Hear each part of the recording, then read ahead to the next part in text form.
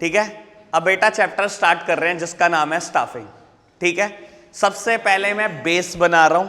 ठीक है, अब वो एनसीईआरटी किसी भी सीक्वेंस से रख ले चैप्टर, मेरे को एनसीईआरटी से कोई लेना देना नहीं। आप मेरे सीक्वेंस से पढ़ लेना, मुझे ये बता देना क्या समझ नहीं आया। हर अक्षर समझ में आएगा, लेकिन मैं सीक्वेंस कभी नहीं फॉलो करूंगा, ना चैप्टर में और ना ही चैप्टर के इंटरनली। ठीक है, पूरा चैप्टर आज ही खत्म हो जाएगा और होप है मेरी 2.5 घंटे के अंदर अंदर खत्म हो जाएगा। ठीक है, चलो सामने देख रहे हो अभी आप,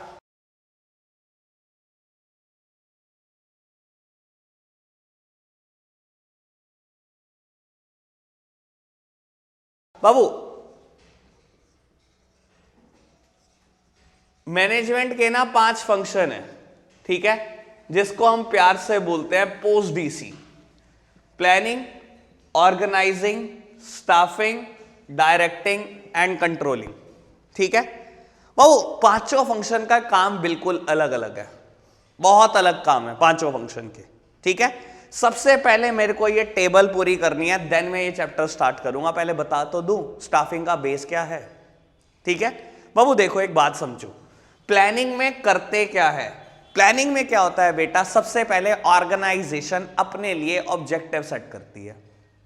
जैसे कि बाबू मान लो 2018-19 ईयर में ऑर्गेनाइजेशन की सेल्स 10 लाख थी।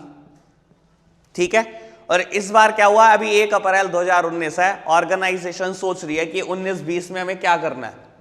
बाबू प्लानिंग ही बताता है, प्लानिंग ही कहता है कि ऑर्गेनाइजेशन तो अपने लिए ऑब्जेक्टिव सेट कर। ठीक है, इस बार ऑर्गेनाइजेशन अपने लिए ऑब्जेक्टिव सेट कर रही है कि मैं सेल्स को 20% बढ़ाना चाहती हूं, यानी कि सेल पिछली बार 10 लाख की थी, इस बार मैं सेल 12 लाख रुपए करना चाहती हूं। ठीक है, प्लानिंग का काम क्या है, ऑर्गेनाइजेशनल गोल सेटअप कराना। गोल सेटअप हो गया बेटा, गोल कब के लिए सेटअप हुआ, फ्यूचर के लिए। 1 अप्रैल 2019 को बैठे हुए आप 19-20 तक सोच रहे हो, 31 मार्च 2020 तक सोच रहे हो, गोल सेट हो गया, हो गया। ऑर्गेनाइजिंग, ऑर्गेनाइजिंग में क्या करते हैं आप बेटा, इस 12 लाख यूनिट्स को या 12 लाख रुपए की सेल करने के लिए मुझे जितने रिसोर्सेस की जरूरत चाहिए, मैं वो सारे रिसोर्सेस इकट्ठा करूंगा, लेकिन मैं इसमें ह्यूमन रिसोर्सेस की बात नहीं करूंगा। देखो रिसोर्सेस क्या चाहिए हो सकते हैं, फिजिकल और फाइनेंशियल रिसोर्सेस। किसी भी ऑर्गेनाइजेशन के पास 3 तरीके के रिसोर्सेज हैं, फिजिकल रिसोर्सेज, फाइनेंशियल रिसोर्सेज और ह्यूमन रिसोर्सेज। फिजिकल रिसोर्सेज क्या, just like my raw material, land and building, plant and machinery, ये फिजिकल रिसोर्सेज हैं। ठीक है, फाइनेंशियल रिसोर्सेज पैसा, और ह्यूमन रिसोर्सेज मतलब एम्प्लॉय। ऑर्गेनाइजिंग में आप सारे रिसोर्सेज इकट्ठे करते हो, लेकिन एम्प्लॉइज की कोई बात नहीं करते। ठीक है, प्लस और क्या काम करते हैं ऑर्गेनाइजिंग में, एक और काम करते हैं बेटा, डिपार्टमेंटलाइजेशन। लो इसमें तो बाबू आपका भी जिक्र है ना, ये देखो मेंटलाइजेशन, डिपार्टमेंटलाइजेशन। बाबू डिपार्टमेंटलाइजेशन का मतलब क्या होता है, ऑर्गेनाइजेशन के छोटे छोटे टुकड़े कर दो, उनको डिपार्टमेंट में बांट दो। ये काम भी हम ऑर्गेनाइजिंग में करते हैं। ठीक है, स्टाफिंग आज का मेरा मुद्दा ये है, पर पहले यही पता कर ले स्टाफिंग में करते क्या है बेटा। स्टाफिंग फंक्शन कंप्लीटली डील करता है विद ह्यूमन रिसोर्सेस। डिटेल्ड में अभी जब चैप्टर स्टार्ट करूंगा सब समझ में आ जाएगा। डील किससे करता है, सिर्फ और सिर्फ ह्यूमन रिसोर्सेस की बात। यहां पर सारे रिसोर्सेस की बात करी थी, ह्यूमन रिसोर्सेस की बात नहीं करी थी। स्टाफिंग में सिर्फ और सिर्फ ह्यूमन रिसोर्सेस की बात। डायरेक्टिंग, बाबू एक बात समझो, ऑब्जेक्टिव सेट हुआ, ऑब्जेक्टिव को अचीव करने के लिए जो रिसोर्सेस चाहिए थे वो इकट्ठे हो गए दोनों फंक्शन में। काम स्टार्ट किया, अभी तक काम स्टार्ट किया, 12 लाख रुपए की सेल करने के लिए अभी तक काम ही नहीं स्टार्ट किया। ऐसा बोला जाता है बेटा, डायरेक्टिंग इनिशिएट्स एक्शन। यहां से स्टार्ट होती है एक्चुअल वर्किंग, यहां स्टार्ट होता है काम करना। Directing initiates action. ठीक है, और कंट्रोलिंग में क्या होता है बेटा, कंट्रोलिंग में बेटा एक्चुअल परफॉर्मेंस निकल कर आती है। एक्चुअल परफॉर्मेंस आज 31 मार्च 2020 है, आज पता लगेगा 12 लाख रुपए की सेल हुई भी है कि नहीं हुई। ठीक है, आज एक्चुअल परफॉर्मेंस आएगी। मान लो बेटा मैं बोलता हूं सेल हुई 11.5 लाख, अब क्या?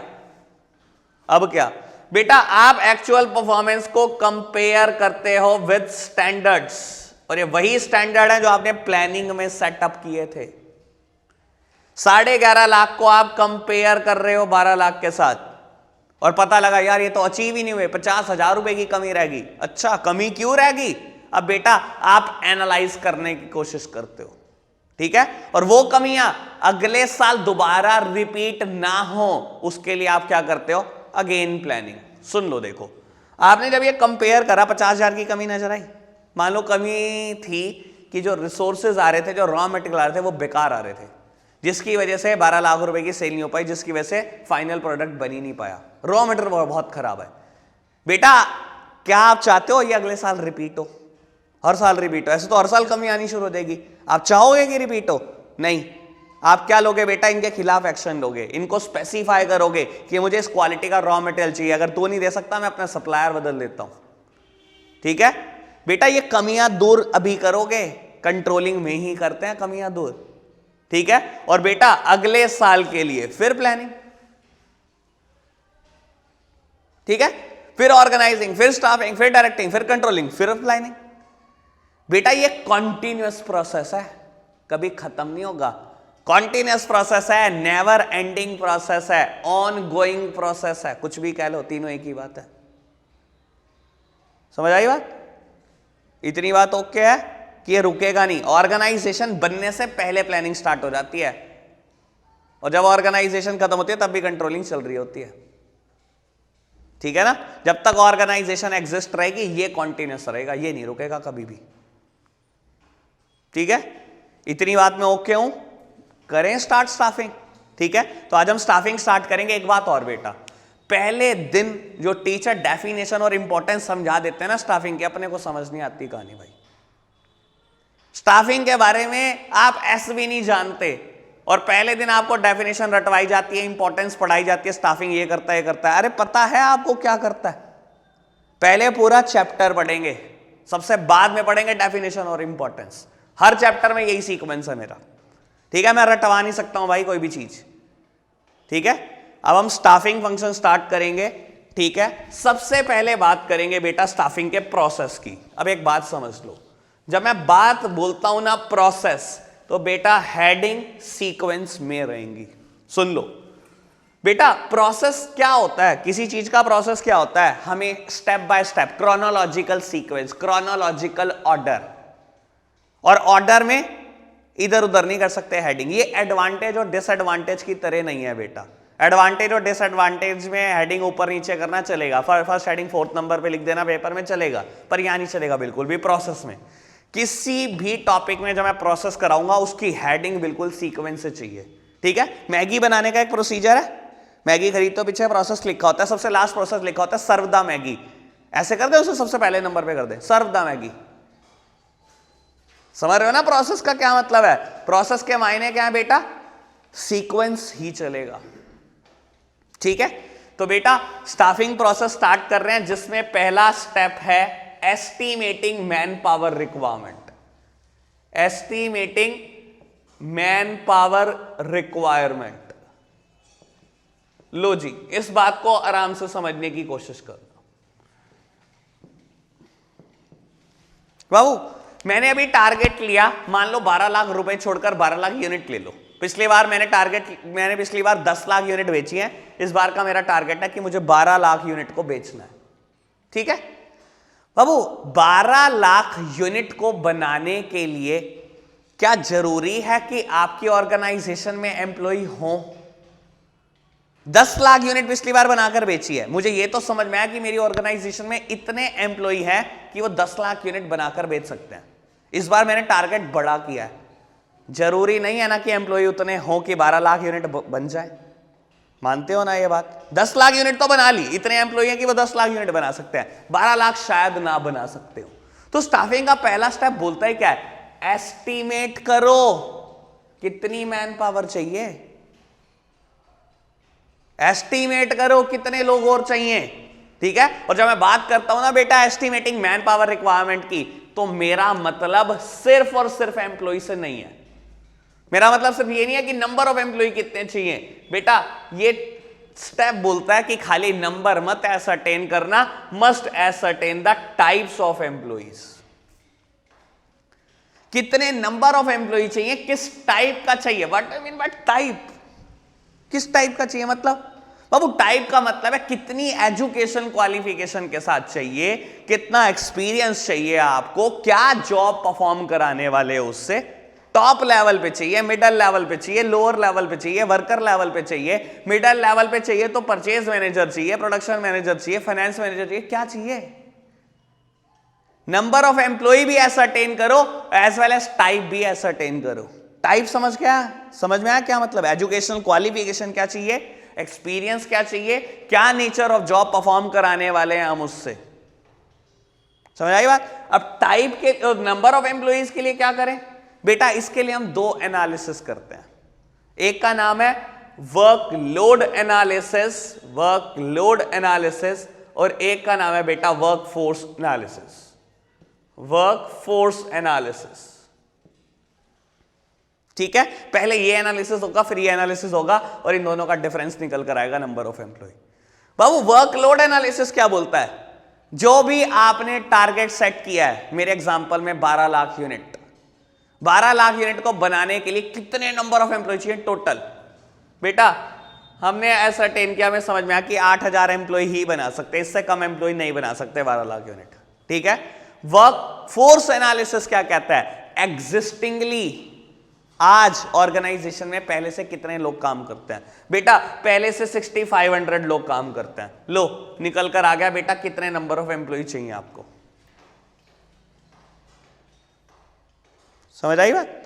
बेटा सबसे पहले ये एनालिसिस होगा वर्कलोड एनालिसिस, ये क्या बताएगा कि जो आपने टारगेट सेट किया उसको अचीव करने के लिए टोटल कितने एम्प्लॉय चाहिए, वही टोटल आरडीआर चाहिए। वर्कफोर्स एनालिसिस, अभी कितने काम करते हैं ऑर्गेनाइजेशन में, जिन्होंने 10 लाख यूनिट बना ली थी वो 6500 थे, तो चाहिए कितने और 1500। इन दोनों का डिफरेंस क्या, type of sorry number of employ, और टाइप मैंने समझा दिया क्या चाहिए। क्या हेडिंग क्लियर है, ठीक है। एस्टीमेट हो गया कितने लोग चाहिए, किस किस टाइप के चाहिए, ठीक है। बेटा नेक्स्ट हेडिंग आती है रिक्रूटमेंट, लो रब कर देता हूं 2 मिनट, ठीक है।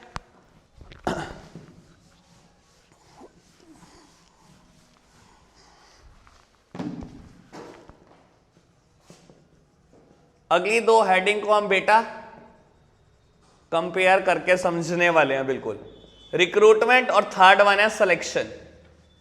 अब बात समझना जरा बेटा, इन दोनों में क्या डिफरेंस होता है, पेपर का पार्ट हो सकते हैं दोनों, ठीक है। और आगे जाके टॉपिक अभी बहुत डिटेल्ड में भी अभी पढ़ने वाले हम 15-20 मिनट के बाद, ठीक है। सबसे पहले बात इसे की कर लो रिक्रूटमेंट की। बेटा what do you mean bye recruitment and what do you mean bye selection, समझो बेटा। रिक्रूटमेंट क्या होता है, अब मैंने ये तो एसरटेन कर दिया कि 1500 लोग चाहिए मेरे को। देखो हर ऑर्गेनाइजेशन चाहती है कि अपनी ऑर्गेनाइजेशन में निकली वैकेंसी को वो वाइडली एडवर्टाइज करें, बहुत बड़े लेवल पे एडवर्टाइजमेंट करें। क्यों बेटा, क्योंकि जितने ज्यादा लोग अप्लाई करेंगे उतने ज्यादा चांसेस हैं कि मुझे एक सुटेबल कैंडिडेट मिलेगा। सिंपल सी बात है, 1500 लोग मेरे को चाहिए, 75,000 लोगों ने अप्लाई करा, पक्का पॉसिबिलिटी है कि 1500 तो बहुत अच्छे मिल जाएंगे, बहुत कॉम्पिटिटिव मिल जाएंगे। मानते हो ना बात, ऐसा होगा ना कि बहुत कॉम्पिटिटिव लोग मिल जाए, समझ आ रही है बात बेटा। लेकिन मैं बोलता हूं 1500 चाहिए और 1500 ने अप्लाई करा, फिर बेटा मजबूरी है उन्हें रखना, समझ आई बात बेटा। रिक्रूटमेंट क्या बोलता है, मोटिवेट करो लोगों को कि आपकी ऑर्गेनाइजेशन में जॉब के लिए अप्लाई करें। It is a positive step in the staffing process, paper में इस नाम से आता है positive step in the staffing process. और सिलेक्शन को बोलते हैं नेगेटिव स्टेप। अभी बताता हूं क्या क्या है, क्यों ये पॉजिटिव है क्यों नेगेटिव है। बेटा रिक्रूटमेंट में हम क्या करते हैं, मोटिवेट करते हैं लोगों को, अपनी वैकेंसी को वाइडली एडवर्टाइज करते हैं कि ज्यादा से ज्यादा दुनिया अप्लाई करे, ज्यादा से ज्यादा चाहते हैं हम। 1500 वैकेंसी है, 15,000 लोग, 20,000 लोग, 50,000 लोग, लाख लोग अप्लाई करें, उतने ही ज्यादा चांसेस है हमें बढ़िया मिलेगा बंदा। सिलेक्शन में बेटा अगर 75,000 लोगों ने अप्लाई किया भी है तो हम क्या करने वाले हैं, उनके टेस्ट कंडक्ट करने वाले हैं, उनका इंटरव्यू लेने वाले हैं यहां पर, और क्या होगा, उनमें से सबको घर भेज देंगे, बस 1500 को रख लेंगे। इसलिए ये नेगेटिव है, क्योंकि बेटा कुछ सुटेबल कैंडिडेट ही सेलेक्ट होंगे, बाकी सब घर चले जाएंगे। नेगेटिव। पॉजिटिव क्यों है, क्योंकि मैं चाहता हूं ज्यादा से ज्यादा दुनिया आ जाए, आ जाओ आ जाओ आ जाओ, अप्लाई करो अप्लाई करो। ये पॉजिटिव है, ये नेगेटिव है। बात समझ आई, बात समझ आई? हेलो, कोई प्रॉब्लम? हाँ बोल भाई। तो बाबू नहीं, रिक्रूटमेंट में क्या होता है, सुन मेरी बात, अभी यहां पर रेमॉन डिपो में कभी रिक्रूटमेंट देखी है, कभी सुना है यहां पर बहुत भीड़ लग जाती है इस इलाके में? ये तो देखा ही होगा, हर साल देखा है भीड़ लग जाती है, कितनी भीड़ रहती है। एक बात समझ, वो रिक्रूटमेंट है। शुरू में रिक्रूटमेंट क्यों है, उनको 100 स्टाफ चाहिए, यहां अप्लाई करने वाले 20,000 बंदे आ जाते हैं, ठीक है। इनका कंपटीशन होता है on the basis of long jump, high jump, races लगती हैं, 100 मीटर, 400 मीटर, 1 किलोमीटर लगती है। वो एक सिलेक्शन टेस्ट ही तो है। देख, शुरू में मैं चाहता हूं ज्यादा से ज्यादा दुनिया है, मुझे 100 पोस्ट भरनी थी, लेकिन 10,000 लोग आ गए, मेरे लिए बढ़िया, पॉजिटिव स्टेप, 10,000 बंदे आए हैं, चांसेस है ना 100 बढ़िया कैंडिडेट मिलेंगे। वो 100 लोग जो 10,000 को पीछे छोड़कर आएंगे, वो कुछ तो रखते होंगे ना, कुछ तो एक्स्ट्रा रखते होंगे ना, कहीं कॉम्पिटिटिव होंगे ना। ये पॉजिटिव इसलिए है बेटा क्योंकि ज्यादा दुनिया आई है। ये नेगेटिव इसलिए है क्योंकि उस 10,000 में से 9900 को घर भेज देंगे, बस 100 को ही रख देंगे। ठीक है, एस्टिमेट करा मैन पावर रिक्वायरमेंट को, रिक्रूटमेंट करा, सिलेक्शन कर लिया। ठीक है, fourth one is placement and orientation. Placement and orientation. और फिफ्थ वन इज, मैं फिफ्थ भी लिख देता हूं, ट्रेनिंग एंड डेवलपमेंट।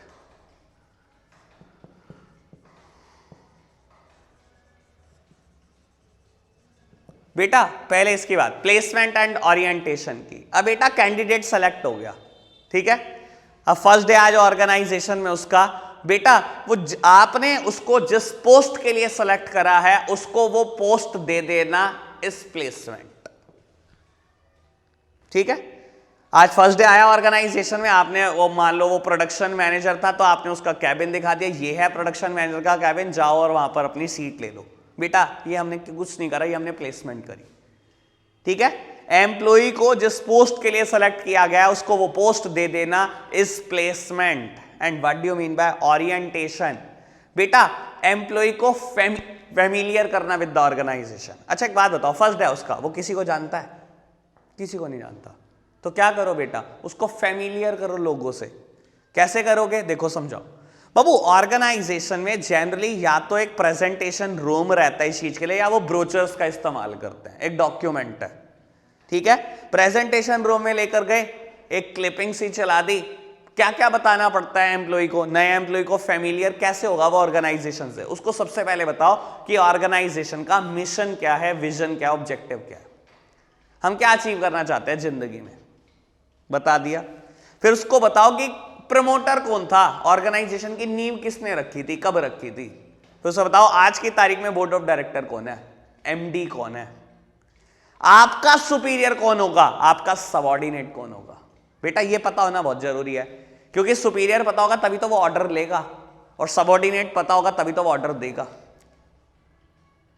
ठीक है, उसे समझाओ ऑर्गेनाइजेशन के रूल्स एंड रेगुलेशन, किस टाइम पर आते हैं, कैसे बनकर आते हैं, कैजुअल नहीं पहनना, फॉर्मल वियर पहनना है, सुबह 10 बजे पहुंचना है, क्लीन शेवन रहना है कि नहीं रहना, कितनी छुट्टियां अलाउड है, ये सब बताओ उसको डिटेल्ड, फैमिलियर करो ऑर्गेनाइजेशन के साथ।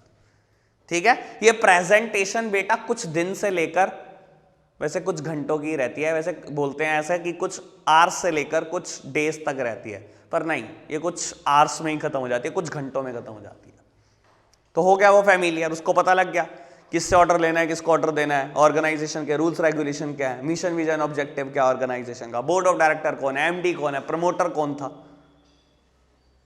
ठीक है, इतनी बात ओके, अनुभव ओके। ठीक है, आगे बढ़े। Fifth one is training and development. बाबू देखो, ऑल्दो अगर आप दुनिया को सोचोगे तो दुनिया इन दोनों टर्म को इंटरचेंजेबली इस्तेमाल करती है। जहां बोलना होता है ट्रेनिंग वहां बोल देते हैं डेवलपमेंट, जहां बोलना होता है डेवलपमेंट वहां बोल देते हैं ट्रेनिंग। इन दोनों में भी खासा अंतर है बेटा। ट्रेनिंग ना एक स्पेसिफिक फील्ड में होती है और डेवलपमेंट हमेशा इंसान की ओवरऑल होती है। देखो एक बात समझो, ट्रेनिंग हमेशा जॉब से रिलेटेड होगी। आपने एक ऑर्गेनाइजेशन में अकाउंटेंट की पोस्ट के लिए अप्लाई करा, आप सिलेक्ट हो गए, आपकी प्लेसमेंट एंड ओरिएंटेशन हो गई। अब बेटा ऑर्गेनाइजेशन बताएगी कि हमारा तो यार अपना सॉफ्टवेयर है, आपने कभी बाहर चलाया भी नहीं होगा, लाओ आपको चलाना सिखाते हैं सॉफ्टवेयर, 3 महीने की आपकी ट्रेनिंग है। बेटा इससे बोलते हैं ये ट्रेनिंग ही है, क्योंकि एक स्पेसिफिक फील्ड में और आपकी जॉब से रिलेट कर रही है। डेवलपमेंट ये इंसान की ओवरऑल होती है इन ऑल रिस्पेक्ट, ये जरूरी नहीं है जॉब से रिलेट करती है, वैसे करती भी नहीं होती, ठीक है। पूरी ऑर्गेनाइजेशन के लिए पर्सनालिटी डेवलपमेंट प्रोग्राम, इसका आपकी जॉब से कोई लेना देना नहीं है, लेकिन बेटा आपके स्किल्स को बढ़ा रहा है एज वेल एज आपकी डेवलपमेंट हो रही है इन ऑल रिस्पेक्ट। आप सबके लिए इंग्लिश स्पोकन क्लासेस, सारे एम्प्लॉइज के लिए। सर उसका जॉब से कोई लेना देना नहीं है, लेकिन डेवलपमेंट है 100% है। ये दोनों ही चीजें आपके स्किल्स बढ़ाती हैं, दोनों ही चीजें आपके पे पैकेजेस बढ़ाती हैं, पर डिफरेंस है ये आपकी जॉब से रिलेट करेगी, ये कभी आपकी जॉब से रिलेट नहीं करेगी। ये एक स्पेसिफिक फील्ड में होगी, ये ऑल रिस्पेक्ट में डेवलप करेगी आपको। अभी तक बात ओके? एस्टिमेट करा मैन पावर रिक्वायरमेंट को, रिक्रूटमेंट करा, सिलेक्शन करा, placement and orientation, training and development, ठीक है। 6th one is performance appraisal. Performance appraisal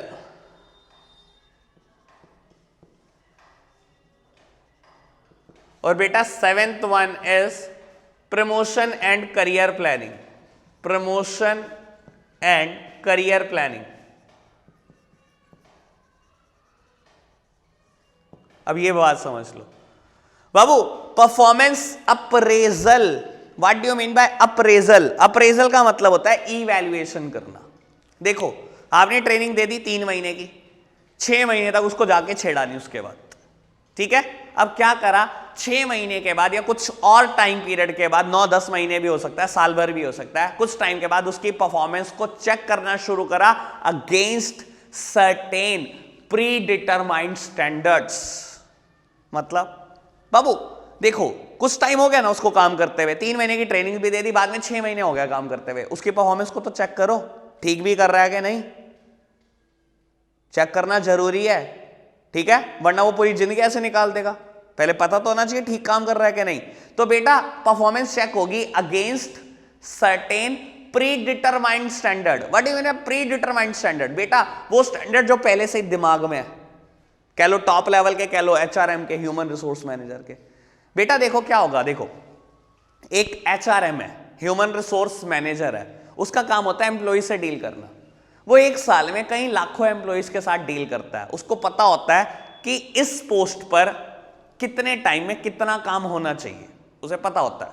हर साल लाखों एम्प्लॉय आते हैं उसके नीचे, उसको पता होता है अच्छा इतने टाइम में इस पोस्ट का एम्प्लॉय इतना तो एवरेज में बनाता ही बनाता है। तो उसके दिमाग में स्टैंडर्ड है, मानो उसके दिमाग में स्टैंडर्ड है कि 6 महीने में 60,000 यूनिट तो बनी ही होनी चाहिए, ठीक है। अब वो क्या करेगा, रजिस्टर मंगाएगा, रोज देखेगा ये कितनी यूनिट बना कर गया, 6 महीने में कितनी बनाई।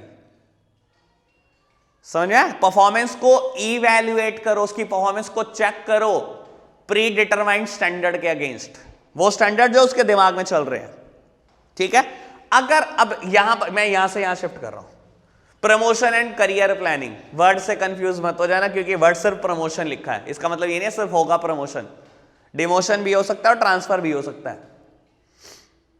वर्ड से कंफ्यूज मत हो जाना, प्रमोशन लिखा इसका मतलब ये नहीं सिर्फ प्रमोशन ही होगा और कुछ तो रह ही नहीं गया। अब समझो बेटा, आपकी परफॉर्मेंस अप्रेजल रिपोर्ट आ गई हाथ में, ठीक है, टोटल हो गया, पता लगा आपने यूनिट बनाई 70,000, स्टैंडर्ड दिमाग में था 60,000 का। क्या आपने बढ़िया काम किया कि नहीं? आपने ऑर्गेनाइजेशन की सोच से बढ़िया काम करा, उन्होंने सोचा 60,000 यूनिट ही बनती है, वैसे शायद नहीं बन पाएंगे, आपने 70,000 बना दी, अच्छा जी, तो बेटा यू डिजर्व प्रमोशन, आप प्रमोशन को डिजर्व करते हो, ठीक है। लेकिन बेटा अगर परफॉर्मेंस अप्रेजल रिपोर्ट खराब है आपने यूनिट बनाई 45,000, 45,000, जबकि हमारे दिमाग में स्टैंडर्ड था 60,000 का। तो क्या होगा बेटा, या तो डिमोशन हो जाएगा, डिमोशन मतलब जिस पोस्ट पे थे उससे नीचे वाली पोस्ट मिलेगी, या बेटा ट्रांसफर हो जाएगा। ट्रांसफर मतलब क्या होगा बेटा, रहोगे सेम पोस्ट पे लेकिन किसी और डिपार्टमेंट में। अभी मेरा ट्रांसफर आगे का बहुत बड़ा मुद्दा है, इसलिए मैं अभी ज्यादा जोर नहीं डाल रहा, लेकिन बता रहा हूं वैसे थोड़ा सा। डिमोशन मतलब क्या होता है, जिस रैंक पर काम करते हो उसे लोअर रैंक दे देना। और ट्रांसफर क्या होता है बेटा, रैंक सेम रहेगी लेकिन पहले एक डिपार्टमेंट में काम करते थे, अब दूसरे डिपार्टमेंट में काम करा रहे हैं, क्योंकि आप इंटरेस्ट नहीं ले रहे प्रोडक्शन में, तभी तो कम यूनिट बनी है। समझ आई बात? ओके बात, ठीक है। और last one is compensation, 8th one is compensation. यहां पर प्रोसेस खत्म हो जाएगा स्टाफिंग का, ठीक है। मैं भी कुछ बात बता देता हूं बेटा, हमारे को ये बड़ा डिटेल्ड पढ़ना है, इंपॉर्टेंट, ये बहुत डिटेल्ड पढ़ना है, इंपॉर्टेंट, और ट्रेनिंग एंड डेवलपमेंट। जब मैं ये तीनों टॉपिक बहुत डिटेल्ड वाले खत्म कर दूंगा, चैप्टर खत्म हो चुका होगा, ठीक है। यही पढ़ना है बस आज इसके बाद, ठीक है। पहले बात इसकी कंपनसेशन की। बेटा देखो, एम्प्लॉय फ्री में तो काम नहीं करेगा ना, जिसको आप रिक्रूट कराया आपने, जिसको सेलेक्ट करके लाए ऑर्गेनाइजेशन में, जिसको ट्रेनिंग एंड डेवलपमेंट दी है, वो फ्री में तो नहीं काम कर रहा होगा ना, क्या उसको कुछ ना कुछ चाहिए। तो बेटा हम जो भी उसको पे देंगे, वेदर डायरेक्ट और इनडायरेक्ट, डायरेक्टली मतलब जो उसके हाथ में कैश आ रही है, इनडायरेक्ट मतलब जो कैश नहीं आ रही लेकिन हम बेनिफिट दे रहे हैं, all forms of reward are known as compensation. देखो, मैंने वेजेस सैलरी कैश में दी, मैंने बोनस कैश में दिया, मैंने कमीशन कैश में दिया, ये तो है डायरेक्ट इंसेंटिव। इनडायरेक्ट, मैंने बेटा लाइफ इंश्योरेंस करा रखा उसके लिए, उसको कैश थोड़ी दे रहा हूं, लेकिन लाइफ इंश्योरेंस करा रखा है, उसका हेल्थ इंश्योरेंस करा रखा है, उसके बच्चे मेरे स्कूल में पढ़ रहे हैं, एम्प्लॉयर के स्कूल में, ये सब क्या है, इनडायरेक्ट रिवॉर्ड। कंपनसेशन किससे बनती है, डायरेक्ट प्लस इनडायरेक्ट, ठीक है। स्टाफिंग प्रोसेस खत्म हो जाएगा। यहां पर कोई दिक्कत है तो बताओ। चलो जी बेटा, अब हम आगे बढ़ रहे हैं। Next topic is recruitment. मैंने बोल दिया पहले ही, रिक्रूटमेंट, सिलेक्शन और ट्रेनिंग एंड डेवलपमेंट तीनों को बहुत डिटेल पढ़ना है। जैसे ये पढ़ लेंगे वैसे ही क्या होगा बेटा, चैप्टर फिनिश हो जाएगा। तो घबराने की बात नहीं है, आज ही हो जाएगा। मेरे को लगता है अब ज्यादा से ज्यादा मुद्दा हमारा एक सवा घंटे का होगा, ठीक है। चलो देखते हैं बेटा, चैप्टर बहुत आसान है ये, ठीक है, और सब समझने वाला है यार। कुछ रटने की कोशिश मत करो, मैं बैठा हूं, मैं भी देखता हूं कैसे नंबर नहीं आते, ठीक है। रिक्रूटमेंट बेटा दो तरीके से हो सकता है, एक बोलते हैं इंटरनल सोर्सेज ऑफ रिक्रूटमेंट और एक होता है एक्सटर्नल सोर्सेज ऑफ रिक्रूटमेंट। चलो समझने की बात है, समझते हैं इसको। बेटा देखो, समझ लो क्या क्या कहना चाहता हूं मैं। मेरे स्कूल में एक टीचर 11th 12th को इकोनॉमिक्स पढ़ाता था। हमारी एक ऑर्गेनाइजेशन है, स्कूल है, ठीक है, इकोनॉमिक्स पढ़ाता था। आज वो जॉब छोड़ के चला गया, वैकेंसी निकल गई। अब बेटा मेरे पास ना दो रास्ते होते हैं कि या तो ऑर्गेनाइजेशन के अंदर से ही बंदा उठा लेता हूं, या ऑर्गेनाइजेशन के बाहर जाता हूं, एडवर्टाइजमेंट करता हूं, कोई ना कोई बंदा ऑर्गेनाइजेशन के बाहर से उठा कर लाता हूं, ठीक है। समझ आई बात क्या कहना चाहता हूं बेटा? कई बार क्या होता है, जो पर्सन मेरे को रिक्वायर्ड है, जितनी एजुकेशनल क्वालिफिकेशन, जितने एक्सपीरियंस के साथ रिक्वायर्ड है, वो ऑर्गेनाइजेशन के अंदर ही अवेलेबल है, ऑर्गेनाइजेशन के अंदर अवेलेबल है। तो बेटा अगर वही एम्प्लॉय को ले आओगे तो वो उससे बोलते हैं इंटरनल सोर्सेज ऑफ रिक्रूटमेंट। और अगर मैं बाहर जाता हूं ऑर्गेनाइजेशन के अंदर से, किसी को नहीं करना चाहता प्रमोट वगैरह, तो बेटा आप बाहर जा सकते हो, उसको बोलते हैं एक्सटर्नल सोर्सेज ऑफ रिक्रूटमेंट। मतलब समझ में आया? ठीक है, ये दो रास्तों से हो सकता है, सिर्फ दो ही रास्ते हैं इसके। लो जी, एक का नाम है प्रमोशन और दूसरे का नाम है ट्रांसफर,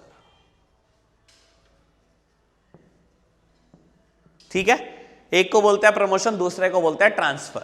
अब समझने की कोशिश करना बेटा। रिक्रूटमेंट और सिलेक्शन के भी दूसरे दूसरे नाम बोले थे ना मैंने। रिक्रूटमेंट को क्या बोलते हैं? Positive step in the staffing process, और सिलेक्शन को नेगेटिव स्टेप। इनके भी दूसरे दूसरे नाम है। प्रमोशन और ट्रांसफर में फर्क समझने की कोशिश करना बहुत आराम से। यह ऑर्गेनाइजेशन का स्ट्रक्चर है, top level, middle level and lower level, और ऐसे ही यहां पर होता है, ठीक है ना। Top level, middle level and lower level, ठीक है बेटा। ट्रांसफर को पता है क्या बोलते हैं? Horizontal shifting of an employ. मतलब आप मिडिल लेवल पर थे किसी पोस्ट पर और आपको बेटा मिडिल लेवल की किसी पोस्ट पे ट्रांसफर कर दिया गया। आप लोअर लेवल पर थे, लोअर लेवल पर ही रह गए। आप टॉप लेवल पर थे, टॉप लेवल पर ही रह गए। इसको बोलते हैं ट्रांसफर। ट्रांसफर मतलब horizontal shifting of an employ. Transfer में क्या होता है बेटा, आपकी रैंक नहीं बदलती, आपकी पोजीशन नहीं बदलती, आपकी अथॉरिटी नहीं बदलती, आपकी रिस्पॉन्सिबिलिटी नहीं बदलती, आपके पे पैकेजेस नहीं बदलते, आपको मिलने वाली फैसिलिटी नहीं बदलती। ठीक है, बात समझ में आई? बात समझ में आई? ठीक है। 9th 10th का टीचर है और 9th 10th को सोशल साइंस पढ़ा रहा है। ठीक है, और बेटा इंग्लिश का टीचर चला गया, मैंने कहा तू एक काम कर, 9th 10th को भी इंग्लिश भी पढ़ानी शुरू कर दे। 9th 10th का टीचर है, 9th 10th पे ही रह गया। ठीक है, it is a transfer. And what do you mean by promotion? बाबू आप लोअर लेवल पर थे, मिडिल लेवल पर पहुंच गए, मिडिल लेवल पर थे, टॉप लेवल पर पहुंच गए, टॉप लेवल पर थे, भगवान को प्यारे हो गए। हाँ जी, लोअर लेवल पर थे, मिडिल लेवल पर पहुंच गए, मिडिल लेवल पर थे, टॉप लेवल पर पहुंच गए। It is refers to as promotion. हम बोलते हैं vertical shifting of an employ. Vertically shift कर रहे हो। ट्रांसफर को क्या बोलते हैं? Horizontal shifting. प्रमोशन को वर्टिकल शिफ्ट कर रहे हो। दिख रहा है? प्रमोशन क्या क्या बढ़ाता है बेटा? सैलरीज बढ़ जाएंगी, पे पैकेजेस बहुत इंप्रूव कर जाएंगे, मिलने वाली फैसिलिटी बढ़ जाएगी। पहले ऑटो रिक्शा पर आते थे स्कूल, अब ऑर्गेनाइजेशन ने कार दे दी, मिडिल लेवल पे थे, टॉप लेवल पे पहुंच चुके हो। ठीक है, पहले बेटा सबके साथ मिलकर रूम शेयर करते थे, अब आपका पर्सनल कैबिन है, एसी कैबिन। फैसिलिटी भी बढ़ेगी, आपकी अथॉरिटी पावर बहुत बढ़ जाएगी, आपकी रिस्पॉन्सिबिलिटी सरदर्दियां भी बहुत बढ़ जाएंगी। प्रमोशन हर चीज बढ़ाता है, ट्रांसफर कुछ नहीं बढ़ाता, सेम जगह पर ही हो। समझ में आई? Promotion refers to as vertical shifting of employee. 9th 10th पढ़ाते थे सोशल साइंस, आज कह दिया आज 11th 12th को इको पढ़ाना शुरू कर दो, प्रमोट हो गए। क्या हो, क्यों बात पक्का? दोनों में डिफरेंस समझ में आया? क्या चीज होती है? दोनों इंटरनल सोर्सेज ऑफ रिक्रूटमेंट है। ठीक है, इसकी मेरिट्स डीमेरिट हमारे कोर्स में लेकिन करेंगे 20 मिनट के बाद, क्योंकि बेटा 20 मिनट तक मुझे एक्सटर्नल सोर्सेज पढ़ाना है। ये 10 रास्तों से होता है, 10 जगहें हैं। अब यही जान निकल जाती है बंदे की। 10 ये याद रखनी है। अरे मुश्किल नहीं है, आप घबराना मत, मैं बैठा हूं, हर चीज हो जाएगी, बहुत आराम से हो जाएगी। ठीक है, 10 रास्ते हैं इसके। ठीक है, सीक्वेंस है, ये भी नहीं करेंगे, मैं बोलता जाऊंगा, समझाता जाऊंगा, आपको टेंशन मत लेना। ठीक है, अगर एक आधी हेडिंग भूल गया तो आपसे पूछ लूंगा। ठीक है, सबसे पहले मेरे को एक हेडिंग करानी है, known as casual callers. Casual caller, अब समझना बेटा, कैजुअली कॉल करना, कैजुअल कॉलर क्या चीज होती है। ठीक है, मैं एक एग्जांपल ले रहा हूं, इट इज मेयर एग्जांपल। ठीक है, ये कोई रियलिटी से इसका कोई लेना देना नहीं है। ठीक है, मान लो बेटा मैं सीए बन गया। ठीक है, अब मेरे को क्या, मेरे को जॉब चाहिए, मुझे जॉब नहीं मिल रही। ठीक है, मैंने क्या करा, एक अपना बायोडाटा रिज्यूमे बनाया और पहुंच गया किसी ऑर्गेनाइजेशन में। मैंने कहा वैकेंसी है क्या यहाँ पर चार्टर्ड अकाउंटेंट की? कहते नहीं अभी तो है हमारे पास चार्टर्ड अकाउंटेंट, जब होगी बता देंगे। मैंने कहा ठीक है, ये मेरा बायोडाटा है, ये आप रख लो। उन्होंने रख लिया। ऐसे ही मैं बहुत सारी ऑर्गेनाइजेशन में घूमा, तब जाकर मुझे जॉब मिली। मैंने मान लो 10 ऑर्गेनाइजेशन में अपने बायोडाटा और रिज्यूमे दे दिए। ठीक है, जैसे मैंने दिए, एक ऑर्गेनाइजेशन में रोज के कितने बंदे आते होंगे, तो उनके पास ना बेटा बंडल पड़े होते हैं, बायोडाटा के बंडल। ठीक है, साल बाद भी अगर कोई वैकेंसी निकलेगी तो अगर रोज के 100 आते हो तो बेटा 36,500 रिज्यूमे आ जाते हैं एक साल में। समझ सकते हो? 36,500। ठीक है, और वो हर पोस्ट से रिलेटेड हो सकते हैं, जरूरी नहीं एक चार्टर्ड अकाउंटेंट के ही हो, हर पोस्ट पे हो सकते हैं, हर एजुकेशन क्वालिफिकेशन का हो सकता है। ठीक है, कुछ टाइम के बाद वैकेंसी निकली फाइनेंस मैनेजर की। ठीक है, तो ऑर्गेनाइजेशन ने क्या करा, अच्छा देखो जरा इतने रिज्यूमे में से कौन कौन एमबीए फाइनेंस है, किसने किसने एमबीए फाइनेंस किया है, निकालो जरा रिज्यूमे, छांटना शुरू करो। छांटना शुरू करा बेटा, 20 निकल आए। अच्छा, कॉल करो इनको। कॉल मिलाई कि फर्दर देन हम क्या करेंगे, सिलेक्शन टेस्ट करेंगे, कुछ इंटरव्यू करेंगे, आप प्रेजेंट रह सकते हो, हमारे यहां पर वैकेंसी निकली है। देखो क्या बोला, कैजुअल कॉलर्स, कैजुअली उठाकर कॉल कर दी। समझ आई बात? क्या मैं क्लियर हूं इतनी बात में? समझ आई बात? बेटा एक बात समझ लो और यहीं पर बताना जरूरी है बेटा, इंटरनल सोर्सेज ना सस्ते होते हैं और ये ना जनरली महंगे होते हैं। कैजुअल कॉलर सस्ता है लेकिन ये जनरली महंगे होते हैं। आप खुद समझने की कोशिश करो, 9th-10th का टीचर है, 11th-12th की पोस्ट देनी है, कहीं ऐड लगाऊं? अरे पागल हो गए हो क्या? तुम्हारी ऑर्गेनाइजेशन के बंदा है, उसे बुलाओ, अगले दिन से 11th-12th पढ़ाएगा। कोई उसका सिलेक्शन टेस्ट लूं, इंटरव्यू लूं? पागल हो गए हो क्या? कौन सा टेस्ट लेना है? कौन से पैसे खर्च होने हैं? बेटा यहां ना कोई टेस्ट होगा ना ही कोई पैसे खर्च होंगे, ठीक है? यहां बेटा टेस्ट भी होंगे और पैसे भी खर्च होंगे। समझ में आ रही है बात? जनरली होंगे, लेकिन अभी जो मैंने बात करी कैजुअल कॉलर की, वहां पैसे नहीं लग रहे आपके। देखो आपने कुछ नहीं किया खर्चा, सिर्फ एक कॉल का खर्चा होगा आपका, अदरवाइज कोई खर्चा नहीं किया आपने। कैजुअल कॉलर समझ में आया? बेटा एक हेडिंग है आपके नोट्स में, बाद में देख लेना, 3rd हेडिंग है एडवर्टाइजमेंट और 9th one is advertising on television. अब फर्क समझ लो बेटा, 3rd में लिखा है एडवर्टाइजिंग और 9th में लिखा है एडवर्टाइजिंग ऑन टेलीविजन। देखो 9th one is very specific, advertisement on television. तो 3rd का मतलब क्या रह गया बाबू? 3rd का मतलब है एडवर्टाइजमेंट, लेकिन टीवी वाला नहीं, बाकी सारी जगह का, क्योंकि 9th में तो टीवी की बात कर ही लेंगे हम।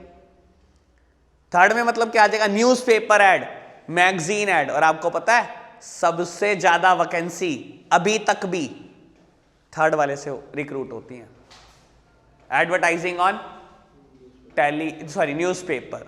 कभी न्यूज़पेपर में एक पेपर आता है, शायद देखा हो आपने, नोन एज क्लासीफाइड। एक पेज आता है अंदर जाके क्लासीफाइड, सारी वैकेंसी वहां पर होती है, सारी वैकेंसी के ऐड, ठीक है? और बता देता हूं बेटा, एड ऑन न्यूज़पेपर आपको सेमी स्किल्ड और स्किल्ड बंदे देता है। सेमी स्किल्ड भी देगा स्टाफ और स्किल्ड स्टाफ भी देगा, बहुत ज्यादा देगा skilled staff. Ad on television, अब बस ये बात करनी है मेरे को तो बेटा, एडवर्टाइजिंग ऑन टेलीविजन ये क्या होता है? कभी देखा टीवी एड? देखा टीवी एड ऐसा कि हमारे यहां पर वैकेंसी निकली है, आओ? नहीं यार, मैंने भी नहीं देखा। कभी देखा है? देखो एक ऑर्गेनाइजेशन में टॉप लेवल की पोस्ट भी वैकेंट होगी ना, वो कभी टीवी एड नहीं करेंगे बेटा। TV ad will cost crores and crores. Ad पे करोड़ों कौन फूकेगा? 5 करोड़ फूक कर एक रिक्रूटमेंट करना? नहीं बेटा, ये काम सिर्फ गवर्नमेंट कर सकती है, आप में और हमारे में दम नहीं है। नेवी के आप ऐड देखते हो, ऐसे ऐड नेवी के तो आ सकते हैं, आर्मी के तो आ सकते हैं, पर बेटा किसी प्राइवेट ऑर्गेनाइजेशन के नहीं आ सकते, ठीक है? सिर्फ ऐड का एक ही एग्जांपल है, आर्मी नेवी, और कोई नहीं है। सिर्फ गवर्नमेंट कर सकती है ऐसे ऐड, और किसी में दम नहीं है इतना 5 करोड़ रुपए फूक दे ऐड पे। समझ में आई बात? अब हमने 3 पढ़ लिए हैं, कैजुअल कॉलर और क्या पढ़ा? एडवर्टाइजमेंट और advertisement on television, 3। 4th one is web publishing. ये समझ लो, वेब पब्लिशिंग, वेब मतलब वेबसाइट्स। बेटा कुछ वेबसाइट्स आज की तारीख में इंडिया में ऐसी हैं जो आपको जॉब्स देती हैं, जस्ट लाइक matrimonial.com। शादी करना भी तो एक जॉब ही है। हाँ जी, कौन सी वेबसाइट ऐसे? जीवनसाथी.com, जीवन साथी है ना, ये नौकरी देती है, बहुत बढ़िया है ना वंश बाबू। कुछ वेबसाइट ऐसी हैं जो आज की तारीख में हमें जॉब दे रही है, known as naukri.com, jobstreet.com, monster.com। कुछ वेबसाइट हैं, इंडीड, हाँ बहुत सारी वेबसाइट है ऐसे तो, ठीक है ना? कुछ का नाम लिखाना पेपर में जो आपको ठीक लगे, ठीक है? सबसे फेमस naukri.com है, मैं मानता हूं, ठीक है ना बेटा?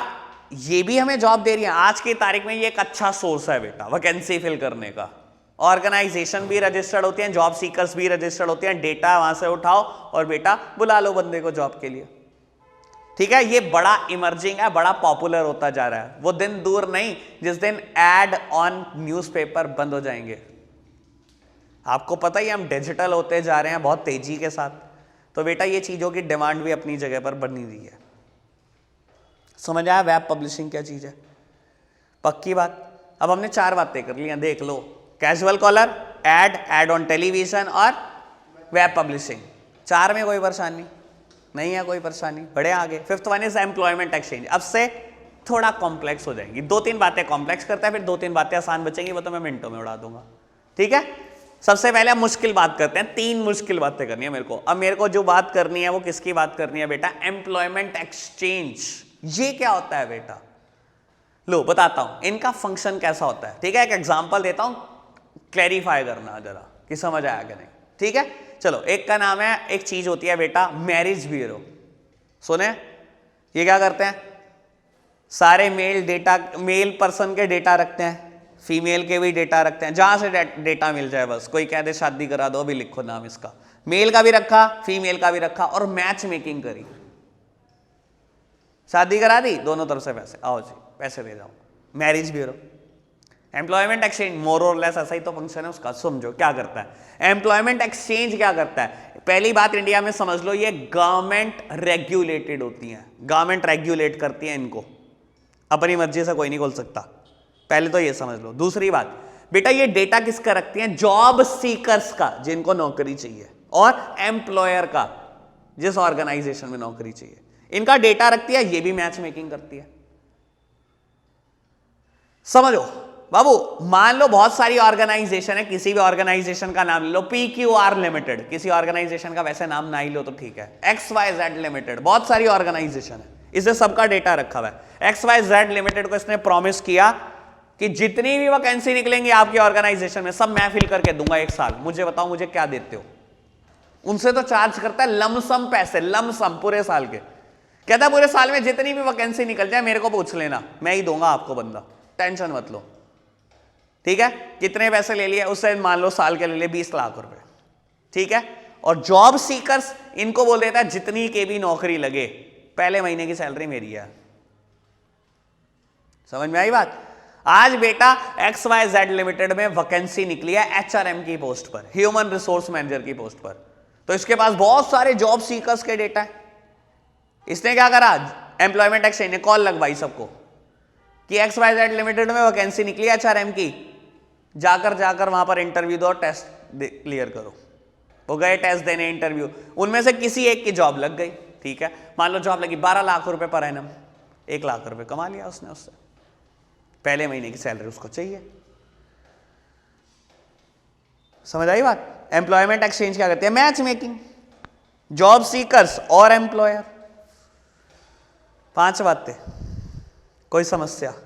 Casual caller, ad on television, web publishing and employment exchange, कोई दिक्कत तो नहीं। अब 2 मुश्किल, कैंपस रिक्रूटमेंट और placement agencies and management consultant. ये बेटा लिखकर समझाना पड़ेगा थोड़ा सा। ठीक है,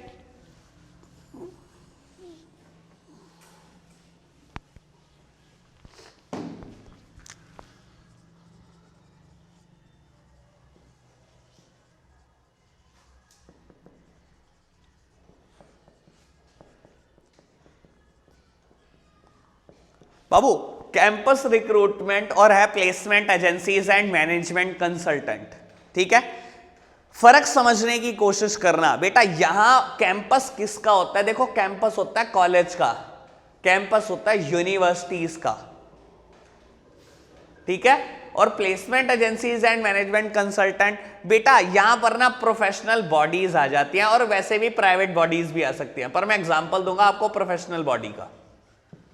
ठीक है, इनका कोई कैंपस नहीं होता, इनका कैंपस होता है। कभी सुना है LPU, लवली प्रोफेशनल यूनिवर्सिटी, 600 एकड़ का कैंपस, और पीछे 1000 एकड़ जगह और खरीद रहे हैं, मेडिकल बनाएंगे वहां पर।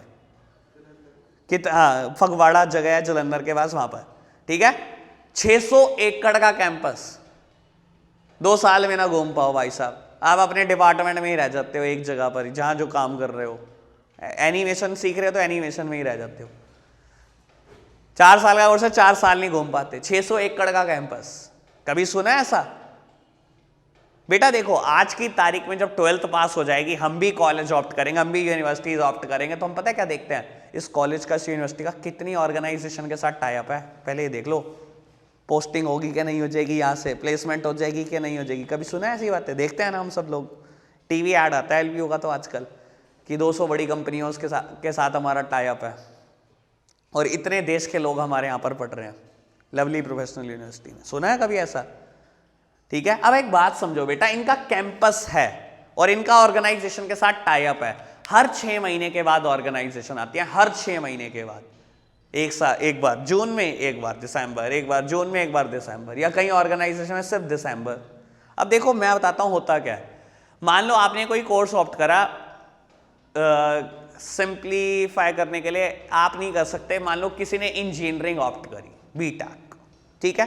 बीटेक में 8 सेमेस्टर है, 4 साल की है, हर साल पेपर होंगे दिसंबर में, फिर जून में, फिर दिसंबर में, फिर जून में, फिर दिसंबर में, फिर जून में, फिर दिसंबर में, फिर जून में, जब जाके वो इंजीनियर बनेगा, ठीक है। अब ऑर्गेनाइजेशन में होता क्या समझो, दिसंबर में उसने एग्जाम दिया 7वां सेमेस्टर, ठीक है, 7 सेमेस्टर क्लियर हो गए, दिसंबर में एग्जाम दे दिया, दिसंबर में आ गई कंपनीज रिक्रूट करने, ठीक है, उनके कैंपस में आई, ठीक है, लेट्स सपोज सैमसंग आ गई, ठीक है।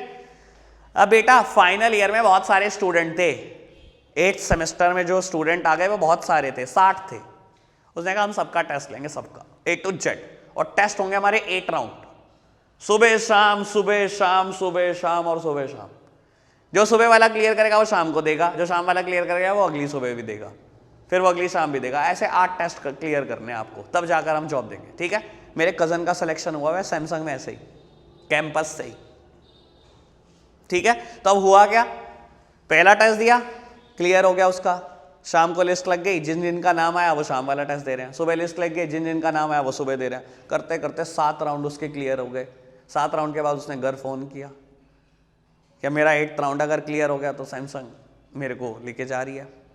तो उसने 8 राउंड दिया, क्लियर हो गया, सैमसंग ने जॉब ऑफर कर दी ऑन द स्पॉट कि अभी से चलो हमारे साथ, 8 सेमेस्टर के बाद पेपर देने आ जाना, बस दैट्स इट, अभी लेकर जा रहे हैं आपको, पेपर देने के लिए जून में छोड़ देंगे, आपको 1 महीने की छुट्टियां दे देंगे, और आपकी जॉब क्या है, 6 महीने इंडिया, 6 महीने कोरिया। सैमसंग कोरिया की कंपनी है, तो उसकी जॉब है 6 महीने इंडिया, 6 महीने कोरिया।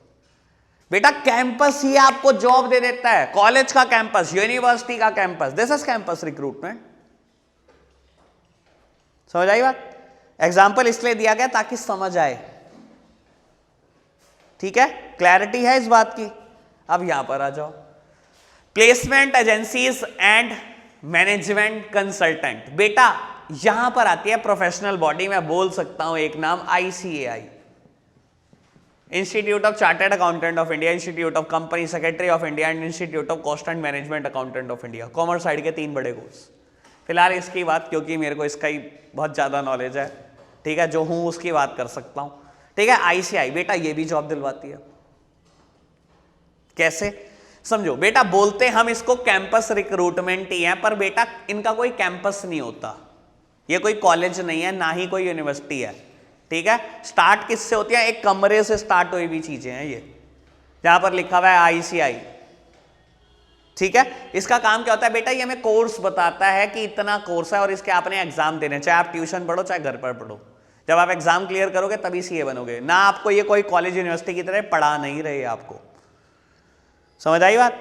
मेरे पास कोर्स आ गया, मैंने पढ़ना शुरू कर दिया, मान लो मैं पास हो गया, अब मेरे पास 2 रास्ते हैं, या तो जॉब कर लो या अपना ऑफिस खोल कर बैठ जाओ, ठीक है। मैंने तो खैर ऑफिस खोल लिया, मान लो जिसने जॉब करनी है वो इंस्टीट्यूट को कहता है मैंने जॉब करनी है, तो इंस्टीट्यूट क्या करता है समझो, मान लो 1 साल में 20,000 CA पास हुए, जिसमें से 10,000 ने कहा हम तो जॉब करना चाहते हैं और 10 ने कहा हम जॉब नहीं करना चाहते। 10,000 का डेटा है उनके पास। बेटा पूरे ऑल ओवर इंडिया एक ही इंस्टीट्यूट है, यानी कि कोई भी बड़ी कंपनी हो, आना किसके पास पड़ेगा, इसी इंस्टीट्यूट के पास आना पड़ेगा। CA के लिए और कोई इंस्टीट्यूट है ही नहीं, पूरे इंडिया में नहीं है। तो कितनी कंपनियां, आप समझदार हो। इंस्टीट्यूट ने क्या करा, सबको डेटा दे दिया, सारी कंपनियों को 10,000 लोगों का डेटा दे दिया। ये देखो इनके फाइनल ईयर में नंबर आए हुए हैं, आप देख लो किसको शॉर्टलिस्ट करना चाहते हो। अभी सिलेक्शन नहीं हो रहा, शॉर्टलिस्ट हो रहा। अभी बताता हूं शॉर्टलिस्टिंग का क्या मतलब होता है, ठीक है।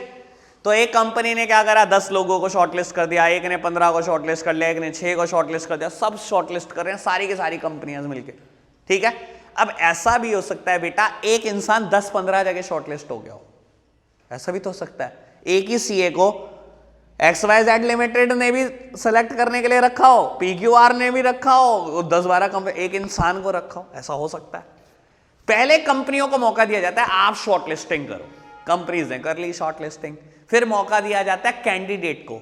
अब कैंडिडेट को देखा, कैंडिडेट तो 10 में शॉर्टलिस्ट हो गया, उसको समझा दी जाती है बात, आप 3 से ज्यादा जगह इंटरव्यू नहीं दे सकते, क्योंकि हमारा इंस्टीट्यूट चाहता है हर सीए को जॉब मिले। समझ आई बात? अब कैंडिडेट को कहा जाता है तू चूज कर ले इन 10 में से कौन सी 3 कंपनियों में तू जॉब का इंटरव्यू देना चाहता है। तो बेटा फिर वो शॉर्टलिस्ट कर लेगा ताकि सबको जॉब मिल जाए, 10,000 के 10,000 को जॉब मिल जाए। ठीक है, तो उसने शॉर्टलिस्ट कर लिया, वो 3 जगह पर इंटरव्यू देगा, सिलेक्शन हो गया तो बेटा यही एग्जांपल है placement agencies and management consultant. समझ आई बात? बेटा अब एक बात ये भी समझ लो, बुक लिखती है, एनसीईआरटी लिखती है कि प्रोफेशनल बॉडी इस चीज के लिए अपनी फीस चार्ज करती हैं, पर बेटा हमारा इंस्टीट्यूट नहीं करता। अगर कोई प्राइवेट बॉडी होगी, प्राइवेट बॉडी भी हो सकती है, placement agencies and management consultant, वो चार्ज करेंगे फीस। ये प्रोफेशनल बॉडीज नहीं करती फीस चार्ज इस चीज के लिए। ठीक है, बात ओके। अब 3 मैंने कहा था मैं मुश्किल कराऊंगा, मैंने तीनों मुश्किल करा दिए, अब बचे ही 3 है। ठीक है, कौन से 3 बचे हैं? एक बचा है डायरेक्ट रिक्रूटमेंट, एक बचा है लेबर कॉन्ट्रैक्टर और एक बचा है रिकमेंडेशन ऑफ एम्प्लॉइज। सबसे पहले बात करते हैं रिकमेंडेशन ऑफ एम्प्लॉय की। ठीक है, अब ये क्या चीज होती है बेटा? कई बार क्या होता है, मैं अपने एम्प्लॉय की रिकमेंडेशन पे स्टाफ रिक्रूट करता हूं। एम्प्लॉय की रिकमेंडेशन पे मतलब मेरे ऑफिस में 2 लोग काम करते हैं, मुझे एक और की जरूरत है, मैंने कहा यार एक काम कर, तेरा कोई रिश्तेदार नहीं है क्या यार, लेता ही उसको, कर लेगा वो भी काम यहां पर। एम्प्लॉय की रिकमेंडेशन पे रिक्रूट कर रहा हूं, या मैंने नहीं कहा, एम्प्लॉय ने खुद कह दिया भैया अगर कोई वैकेंसी की जरूरत है यार बता दो, एक और है जानकार है भाई है, उसको जॉब दे दो बेटा। अच्छा, ये ऐसा करने से क्या हो जाता है? एम्प्लॉय की रिकमेंडेशन पे रिक्रूट करने का फायदा क्या है बेटा? बैकग्राउंड पता होता है इंसान का, सबसे बड़ा फायदा। उसने मेरे को बोला कि उसको रिक्रूट कर लो, मैंने कहा क्या करता है? कहता इतना इतना पढ़ा लिखा है। मैंने कहा कहाँ, कहीं जॉब करी है? कहता यहां करी है 1 साल तक। बैकग्राउंड पहले ही पता होता है आपको। एम्प्लॉय की रिकमेंड मेरे को यह भी पता लग जाएगा उससे पूछ के कि कितना ईमानदार है। ठीक है ना बेटा, इसे बोलते हैं एम्प्लॉय की रिकमेंडेशन पे किसी को रिक्रूट करना। ठीक है, लेकिन बेटा सेमी स्किल्ड बंदा तक आ सकता है इसमें, अनस्किल्ड या सेमी स्किल्ड। आप ये सोचो कि हाँ स्किल्ड बंदा ऐसे आएगा, वो नहीं आएगा। स्किल्ड बंदा है ऐसा नहीं आएगा। ठीक है, इसके बाद आता है लेबर कॉन्ट्रैक्टर। बेटा यहां पर भी अनस्किल्ड या सेमी स्किल्ड बंदा आ सकता है, स्किल्ड बंदा नहीं आ सकता। लेबर कॉन्ट्रैक्टर बेटा देखो सबसे फेमस है in the field of real estate. समझो बाबू, डीएलएफ एक कंपनी है जो इंफ्रास्ट्रक्चर इंडिया में डेवलप करती है। ठीक है, इसके पास 3,000 परमानेंट एम्प्लॉय है, 3,000 एम्प्लॉय परमानेंट है इसके पास। ठीक है, जिनकी सैलरी देता है हर महीने। ठीक है, मान लो एग्जांपल है। ठीक है, और 3,000 के 3,000 कहीं एंगेज है, 3,000 के 3,000 कहीं ना कहीं लगे हुए हैं। ठीक है, कि कोई फ्लैट बना रहे हैं, कोई हाउसिंग सोसाइटी डेवलप कर रहे हैं, कोई हाईवेज बना रहे हैं, कोई पोर्ट्स बना रहे हैं, कोई डैम्स बना रहे हैं, लगे हुए हैं कहीं ना कहीं। ठीक है, और गवर्नमेंट ने कॉन्ट्रैक्ट देने की सोची डीएलएफ को और बोला कि 1000 एम्प्लॉय की जरूरत है और कल से ही कॉन्ट्रैक्ट शुरू होना है। ठीक है, अब आपको अनस्किल्ड बंदा चाहिए और बड़े शॉर्टर नोटिस पे चाहिए, बहुत शॉर्टर नोटिस, अगले दिन। बेटा कोई ऐसी चीज बताना अभी तक जितनी पढ़ ली जो 1000 बंदे दे दे आपको एक ही दिन में। कोई नहीं है, कोई भी नहीं है।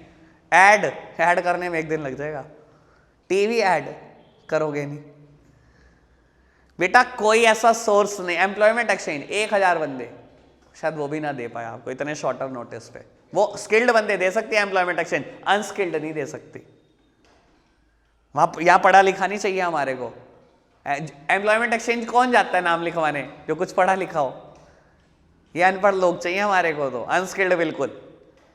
समझ रहा है? इतने शॉर्टर नोटिस पे इतना बड़ा स्टाफ कोई दे सकता है तो वह लेबर कॉन्ट्रैक्टर, ठेकेदार लोग। आपने सीधा उससे बात करी कि मुझे 1000 एम्प्लॉय चाहिए, वो कहता कल से आ जाएंगे, काम शुरू हो जाएगा कल से आपका, वो बोल देगा पक्का। समझते हो इस बात को बेटा? लेकिन इसका एक नुकसान है, अगर ऑर्गेनाइजेशन की गलती से लड़ाई हो गई लेबर कॉन्ट्रैक्टर के साथ तो जितने एम्प्लॉय लाया सब ले जाएगा अगले दिन। नुकसान ये है। ठीक है ना, जितने लाया सारे के सारे वापस चल देंगे वापसी। ये नुकसान है लेबर कॉन्ट्रैक्टर। समझ आई बात? ओके, इतनी बात। अब एक रहेगी हेडिंग डायरेक्ट रिक्रूटमेंट, और इसके बाद एडवांटेज डिसएडवांटेज फिर हम करेंगे ब्रेक। ठीक है, अब एक हेडिंग रहती है डायरेक्ट रिक्रूटमेंट। ये क्या चीज होती है भाई? डायरेक्ट रिक्रूटमेंट क्या चीज है समझो बेटा। डायरेक्ट रिक्रूटमेंट क्या होता है? कई बार आप किसी शॉप पर विजिट करते हो, कभी देखा है सेल्समैन की आवश्यकता है, प्रिंट आउट लगा रखा होता है, सेल्स गर्ल की जरूरत है, 10वीं पास व्यक्ति की आवश्यकता है, पेट्रोल पंप पे भी देखते हैं 12वीं पास, एक कुछ नहीं होता, ये तो डायरेक्ट रिक्रूटमेंट है। और यहां कैसा बंदा चाहिए? फिर अनस्किल्ड, हमें कोई बहुत पढ़ा लिखा बंदा नहीं चाहिए, अनस्किल्ड या सेमी स्किल्ड, और ये भी टेम्परेरी एम्प्लॉय चाहिए मेरे को। लेबर कॉन्ट्रैक्टर में भी टेम्परेरी चाहिए, तो वहां पर भी लगभग टेम्परेरी चाहिए, मैं कोई परमानेंट नहीं रखने वाला उसको। जैसे ही मेरे काम खत्म हो जाएगा वापसी है वो, ठीक है बाबू। देखो इंडिया में ना nearly for all job interview की इंपॉर्टेंस अपनी है, लेकिन डायरेक्ट रिक्रूटमेंट में ना देखो इंटरव्यू में क्या पूछोगे आप अनस्किल्ड बंदे से? उसका नाम पूछोगे और जॉब दे दोगे, सिंपल सी बात यह है। ऐसे ही फैक्ट्रीज में पता क्या होता है? फैक्ट्री के ना नोटिस बोर्ड होता है फैक्ट्री गेट के पास ही लगा हुआ, वहीं पर लगा देते हैं कि हमें इस दिन सिलेक्शन करना है, इतने लोगों की जरूरत है, आप आ जाना। तो बेटा जो जो लोग पढ़ते हैं, जिन जिनको जॉब की जरूरत होती है, वो उस दिन पहुंच जाते हैं, उनका नाम नूम पूछते हैं, कहाँ रहते हो, ठीक है जी चलो आ जाओ नौकरी पे। क्योंकि आप उनका इंटरव्यू लोग हैं कैसे? वो तो अनपढ़ लोग हैं। वहां इंटरव्यू के नाम पर बस आपसे नाम ही पूछा जाता है, आपका रेजिडेंसी पूछा जाता है, कहाँ, बस ठीक है हो गया काम। ये है डायरेक्ट रिक्रूटमेंट। बात समझ में आई? ठीक है, अभी हम एडवांटेज और डिसएडवांटेज स्टार्ट करेंगे इंटरनल और एक्सटर्नल सोर्सेज की। ठीक है, सबसे पहले एक्सटर्नल सोर्सेज स्टार्ट करते हैं, ठीक है। और एक्सटर्नल सोर्सेज में भी सबसे पहले डिसएडवांटेज, फिर एडवांटेज, ऐसे ही फिर इंटरनल में एडवांटेज और फिर डिसएडवांटेज। पहले एक्सटर्नल में डिसएडवांटेज। बाबू सबसे पहले डिसएडवांटेज क्या है? Dissatisfaction among existing staff. देखना एक बंदा देख लो कोई भी, सबसे पहले डिसएडवांटेज क्या एक्सटर्नल में? आगे अभी तो ये तो आगे आगे आगे आगे आगे यहां हो सकता है डिससैटिस्फैक्शन, और फिर होगी कॉस्टली और लेंथी प्रोसेस। बस तीन ही है ना, ठीक है। अभी जरा सामने देखना बेटा, एनसीईआरटी इनको पॉइंट्स में लिखती है, मैंने हेडिंग बना दिया है, बाकी आप देख लेना जैसा आपको ठीक लगे, समझ लो, लेकिन काम की बात है समझना। तो बाबू एक हेडिंग है डिससैटिस्फैक्शन अमंग एग्जिस्टिंग स्टाफ। मतलब बेटा आपका अगर आप एक्सटर्नल सोर्सेज के थ्रू जाते हो, एक्सटर्नल मतलब ऑर्गेनाइजेशन के बाहर से जाते हो वैकेंसी फिल करने, तो क्या होता है आपका इंटरनल स्टाफ आपसे डिससैटिस्फाई हो जाता है। क्यों? देखो एक बात समझो, एक पर्सन ने आपको लॉयल्टी से सर्विसेज दी 20 साल तक, ठीक है। मान लो एक पर्सन मिडिल लेवल पे काम करता है, top level, middle level and lower level. ये मिडिल लेवल पे कोई काम करता है फाइनेंस मैनेजर, 20 साल हो गए इसको काम करते हुए, ठीक है। और ये बहुत टाइम से उम्मीद कर रहा है कि अब यार मेरा प्रमोशन होगा, ठीक है। यहां पर एक पोस्ट खाली हो गई सीईओ की, ठीक है। ये सोच के बैठा था मेरा प्रमोशन होगा, लेकिन आपने क्या करा, बाहर से जाकर इस वैकेंसी को फिल कर दिया एक्सटर्नल सोर्सेज से। क्या होगा सर? वो कहेगा यार 20 साल ईमानदारी से काम करने का यही नाम मिल रहा है कि जब वैकेंसी निकली तो बाहर चले गए, यानी कि अगले 20 साल के लिए प्रमोशन मेरा और रुक गया, यानी कि पूरी जिंदगी अब इसी पोस्ट पे ही मर जाऊंगा मैं। बेटा आपका खुद का एग्जिस्टिंग स्टाफ आपसे डिससैटिस्फाई हो जाएगा। देखो हर चीज के अपने नुकसान अपने फायदे, मैं ये नहीं कह रहा फायदे नहीं, एक्सटर्नल के बहुत फायदे भी। समझ आई बात? ये बात तो समझ में आई होगी ना, पक्का। बड़े आगे फिर दो बेटा, अगली दो हेडिंग सिंपल है, मैं पहले भी बोल चुका हूं, कॉस्टली प्रोसेस और लेंदी प्रोसेस। बेटा एक्सटर्नल सोर्सेस महंगे हैं, टीवी ऐड करोगे महंगा नहीं है, ऐड करोगे न्यूज़पेपर, पैसे नहीं खर्च हो रहे, एम्प्लॉयमेंट एक्सचेंज को कमीशन दे रहे हो 20 लाख रुपए साल के दे रहे हो, पैसे नहीं दे रहे, बेटा कॉस्टली है। इंटरनल कॉस्टली नहीं होते, वो सस्ते होते हैं। यहां पर बेटा लेंदी प्रोसेस, लेंदी मतलब बेटा बहुत बड़ा प्रोसेस है सिलेक्शन का, अगला ही टॉपिक है मेरा। आप बहुत सारे टेस्ट कंडक्ट करने वाले हो, मैंने भी एग्जांपल दिया था आपको, 8 round of test. Paper process करने में कॉस्ट नहीं आती, इतने सारे रिज्यूमे आ गए, करो प्रोसेस, जिससे प्रोसेस करा रहे हो उसको पैसे नहीं दे रहे, फिर इंटरव्यू ले रहे हो, आपने 15 दिन खराब कर दिए, आपका टाइम नहीं लग रहा, तो बेटा लेंदी प्रोसेस है सिलेक्शन का। एक्सटर्नल सोर्सेज में पैसे भी लगते हैं, प्रोसेस भी लेंदी है और आपका एग्जिस्टिंग स्टाफ भी डिससेटिस्फाई हो जाता है। ये 3 हेडिंग हमने पढ़ी, समझ आई बात। लेकिन बता देता हूं, जो इसकी डीमेरिट है वहां जाकर मेरिट बन जाएंगे इंटरनल में। देखो यहां हमने 2 हेडिंग पढ़ी, एक कॉस्टली प्रोसेस, एक लेंथी प्रोसेस। इंटरनल में मेरिट आएगी सिंपल एंड इकोनॉमिकल। आसान सा प्रोसेस है और सस्ता पड़ता है, वहां ये आएगा। यहां क्या लंबा सा प्रोसेस है और महंगा भी है। समझ में आ रही है बात। वहां जाकर अभी मैं पढ़ूंगा 5 मिनट के बाद तो क्लैरिफाई करूंगा आपको, ठीक है। अभी एडवांटेज देखना, एडवांटेज कितनी है, 4 है, ठीक है। सबसे पहले लास्ट की बात करें, कॉम्पिटिटिव स्पिरिट। अब समझना जरा ये बात, क्या क्यों कंपटीशन स्टार्ट हो जाता है, कॉम्पिटिटिव स्पिरिट। देखो समझो, इधर देखना मेरी तरफ।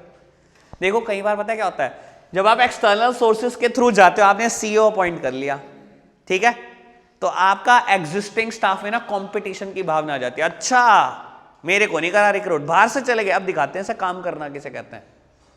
ये ज्यादा काम कर रहा है, वो उससे ज्यादा कर रहा है, ये उससे ज्यादा कर रहा है, ये रात के 2 बजे तक बैठ रहा है, वो 3 बजे तक। अच्छा मैं बताऊंगा इसको काम कैसे होता है। आप लड़ रहे हो, फायदा किसको हो रहा है, ऑर्गेनाइजेशन को। करो काम, करो मेहनत। तो बेटा ये है कॉम्पिटिटिव स्पिरिट। सब में कंपटीशन की भावना आ जाती है जब बाहर से आता है कोई बंदा, ठीक है बात। फिर बेटा थर्ड हेडिंग और फर्स्ट हेडिंग बताना क्या है। एक तो क्वालिफाइड पर्सोनल और एक फर्स्ट है क्वालिफाइड पर्सोनल, फ्रेश टैलेंट, और थर्ड है क्वालिफाइड पर्सोनल, ठीक है। फर्स्ट है क्वालिफाइड पर्सोनल और थर्ड है फ्रेश टैलेंट। अब जरा ये दोनों हेडिंग मुझे साथ साथ करानी है, ये समझना क्या है बेटा। देखो एक बात समझो, जब आप एक्सटर्नल सोर्सेस के थ्रू जाते हो ना, एक तो आपको लेटेस्ट क्वालिफाइड पर्सोनल मिलता है as well as fresh talent मिलता है। समझ लो क्या कहना चाहता हूं। अब बात समझो, मैं बोलता हूं आपको एक पोस्ट हमारे यहां पर वैकेंट हो गई फैक्ट्री मैनेजर की, मिडिल लेवल पे एक पोस्ट है फैक्ट्री मैनेजर, ये वैकेंट हो गई, ठीक है। मेरे पास एक रास्ता था कि एक लोअर लेवल पे मेरा सुपरवाइजर काम करता था, मेरे पास एक रास्ता था कि मेरे पास लोअर लेवल पे एक सुपरवाइजर काम करता था, या तो इसको प्रमोट कर दूं या मैं बाहर से वैकेंसी को फिल कर दूं, ठीक है। अब आप बात समझना बेटा, ये पर्सन सुपरवाइजर 20 साल से काम करता है मेरी ऑर्गेनाइजेशन में, ठीक है। अगर मैंने आज इसको रिक्रूट कर दिया, आज मैंने इसको प्रमोट कर दिया होता तो क्या होता, क्या मुझे फ्रेश टैलेंट मिला होता, फ्रेश टैलेंट, बिल्कुल फ्रेश, लेटेस्ट क्वालिफाइड पर्सोनल, क्या मुझे लेटेस्ट पढ़ा लिखा बंदा मिलता, नहीं बेटा। एक्सटर्नल सोर्सेस का फायदा क्या है, मैं गया कैंपस रिक्रूटमेंट करने, ठीक है, और मैंने देखा अच्छा ये पर्सन एमबीए कर रहा है, अच्छा इस फील्ड में कर रहा है, ठीक है, इसको फैक्ट्री मैनेजर बनाया जा सकता है। आज उसका इंटरव्यू लिया, आज उसने क्लियर करा और सेलेक्ट करके लिया। कितने साल का लड़का है वो, 22-23 साल का लड़का है बेटा, he is the young blood, और ये 45 साल का आदमी है बेटा, वो यंग ब्लड है, आज पास हुआ है, उसको लेटेस्ट की नॉलेज है। ये जो बंदा आएगा 23 साल का, एनर्जेटिक होगा बहुत ज्यादा, अपने मॉडर्न आइडियाज लेकर आएगा, इनोवेटिव आइडियाज लेकर आएगा। समझ रहे हो फायदा क्या है। एक तो फ्रेश टैलेंट आ जाता है, यंग ब्लड आ जाता है ऑर्गेनाइजेशन में, अपने इनोवेटिव आइडियाज, मॉडर्न आइडियाज के साथ आ जाता है। दूसरी बात है बेटा, वो लेटेस्ट क्वालिफाइड है, उसको आज की तारीख में बहुत ज्यादा जानकारी होगी। 20 साल में टेक्नोलॉजी कितनी बदल जाती है, इसको 20 साल पुरानी जानकारी है और इसको आज की ही जानकारी है। समझ आ रही है बात, ठीक है। और सेकेंड हेडिंग क्या है, वाइडर चॉइस। सिंपल सी बात बेटा, एक्सटर्नल सोर्सेज में आपके पास चॉइस बहुत होती है। आपने ऐड कर दिया न्यूज़पेपर में, 50 लोगों ने अप्लाई कर दिया, आपके पास एक ही पोस्ट थी फैक्ट्री मैनेजर, और 50 लोग आ गए फैक्ट्री मैनेजर बनने के लिए। अब बेटा चॉइस तो देख लो कितनी बढ़िया है, और पक्का बोल रहा हूं 50 आएंगे ना, एक तो बहुत बढ़िया निकल ही जाएगा, और जो 49 को पीछे छोड़कर आएगा वो कुछ तो टैलेंट रखता होगा। सर वहां चॉइस कहां होती है, इंटरनल में चॉइस होती है आपके सामने, वहां चॉइस ही नहीं होती है हमारे सामने। वहां बेटा 9-10 पढ़ाने वाला एक ही टीचर है, SST, 11-12 का इकोनॉमिक्स का टीचर छोड़ चुका। अच्छा अब तो मजबूरी है, उसे चॉइस नहीं बोलते, उसे बोलते हैं मजबूरी। एक ही लोग है, उसी को ही प्रमोट करना है। समझ आई बात। और यहां पर जितनी मेरिट हमने पढ़ी है वो डीमेरिट बनेगी जाकर इंटरनल की। ठीक है, अभी देखते हैं पहले इंटरनल की मेरिट। सबसे पहले क्या है? मोटिवेशन। मोटिवेशन, चलो समझने की कोशिश करना। मोटिवेशन लो, इधर देखना मेरी तरफ। क्यों होता है पूरी ऑर्गेनाइजेशन में मोटिवेशन का माहौल, ये समझना बेटा। यहां पर ना एक वैकेंसी निकली, अब इंटरनल सोर्सेस पे आ चुका हूं मैं, इंटरनल के मेरिट है। यहां पर एक वैकेंसी निकली टॉप लेवल की पोस्ट पर। मैंने क्या करा, मिडिल लेवल वाले का प्रमोशन कर दिया, तो यहां पर खाली होगी जगह। मैंने क्या करा, लोअर वाले का प्रमोशन कर दिया, यहां होगी खाली जगह। मैंने वर्कर का उठाकर प्रमोशन कर दिया, यहां खाली जगह होगी, इसको एक्सटर्नल से फिल कर लो। वर्कर तो आ ही सकता है बाहर से, अपने एग्जिस्टिंग स्टाफ को क्यों डिससेटिस्फाई करना। कहता है एक प्रमोशन का मतलब समझते हो, अगर गलती से एक भी प्रमोशन हुआ ना तो चैन ऑफ प्रमोशन होगा, फिर एक नहीं होगा, फिर 2-3 होंगे, ठीक है, और इकट्ठे 2-3 प्रमोशन हो जाएंगे। आप समझते हो ना क्या मोटिवेशन है। आपकी रैंक बढ़ रही है सर, सैलरी बढ़ रही है, अथॉरिटी बढ़ रही है, पावर बढ़ रही है, क्या मोटिवेट नहीं होगा इंसान? 100% मोटिवेट होगा। बेटा टीचर हमें क्लास का मॉनिटर बना देती है, हम तब पागल हो जाते हैं, धरती पे नहीं रहते। तो ये तो फिर ऑर्गेनाइजेशन में प्रमोशन की बात है, ठीक है ना, बात okay. Second heading is simple and economical, मैं पहले ही समझा चुका हूं। वहां पर हेडिंग आई थी लेंदी प्रोसेस, कॉस्टली प्रोसेस। बेटा ना तो यहां पैसा खर्च होगा ना, और ये है भी सिंपल। किसका इंटरव्यू लोगे? इंसान ही है क्या? 9-10 का एसएसटी का टीचर है, 11-12 इकोनॉमिक्स पढ़वानी है आपने, उसका इंटरव्यू लेके करोगे क्या? एक ही तो लोग है आपके सामने, सिलेक्शन की कोई चॉइस थोड़ी है आपके सामने, ठीक है। तो बहुत सिंपल है, उसको कहना कल से आजा पढ़ाने शुरू कर देना, पैसे खर्च हुए आपके।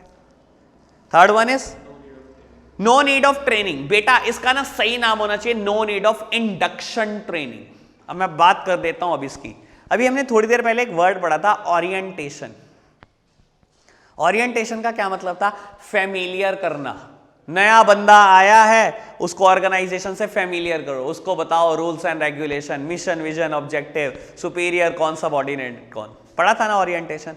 बेटा इंडक्शन ट्रेनिंग और ओरिएंटेशन में कोई फर्क नहीं होता। इंडक्शन ट्रेनिंग भी यही बोलती है कि फैमिलियर करो एम्प्लॉय को, ठीक है। अब एक बात सुनो, इंटरनल सोर्सेस की मेरिट में लिखा हुआ है no need of induction training. Familiar करने की जरूरत नहीं है, तो है भी तो नहीं। आप खुद सोचो, 9-10 एसएसटी पढ़ाता है, वो 10 साल हो गए, आज आपने 11-12 इकोनॉमिक्स के लिए दे दिया उसको कि पढ़ा तो इकोनॉमिक्स, अब उसको क्या फैमिलियर करना? उसको ये बताएं प्रिंसिपल कौन है, उसे पता नहीं, 15 साल से काम करता है, उसे ये बताए इस टीचर का नाम ये है, अरे उसे सब पता है भाई।